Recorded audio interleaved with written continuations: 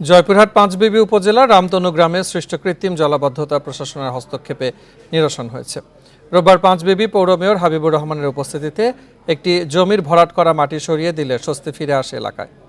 এলাকাবাসী জানান, বালিঘাটা ইউনিয়ন মহিলা আওয়ামী লীগ সভাপতি মোসলেমা বেগম ৩ বছর আগে একটি কাঁচা ড্রেনের কোল ঘেঁষে ৪ শতক জমি কেনেন। এখন জন্ম সনদ দিয়ে খোলো বিকাশ স্টুডেন্ট অ্যাকাউন্ট। নিজের বিকাশ নিজে কর। পরে কাঁচা ড্রেন সহ তার জমি মাটি দিয়ে ভরাট করেন। এতে ২ বছর ধরে বর্ষা মৌসুমে পানির স্রোত বন্ধ হয়ে জলাবদ্ধতা দেখা দিচ্ছে। দীর্ঘদিনের অভিযোগের প্রেক্ষিতে অবশেষে পৌর কর্তৃপক্ষ ব্যবস্থা নেয়।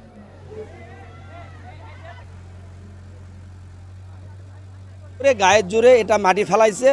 আমরা পৌরসভাতে অভিযোগ করছি, পৌরসভা থেকে গাড়ি আসছে, কাউন্সিলর সব আসছে, আসার পর এখানে ভিক্ষু দিয়ে খোঁড়া হচ্ছে। এইখানটায় যেটা আমাদের যে আবাদ ক্ষতি নষ্ট হয়েছে, আমরা লোকালি ইউনো মহোদয়কে আজকে দরখাস্ত করব এবং এটা তার ক্ষতিপূরণের জন্য আমরা প্রতিকার চাবো। যদি না হয় আমরা পরবর্তী সময়ে জেলা প্রশাসক মহোদয়ের সঙ্গে এ বিষয়ে আলোচনা করব।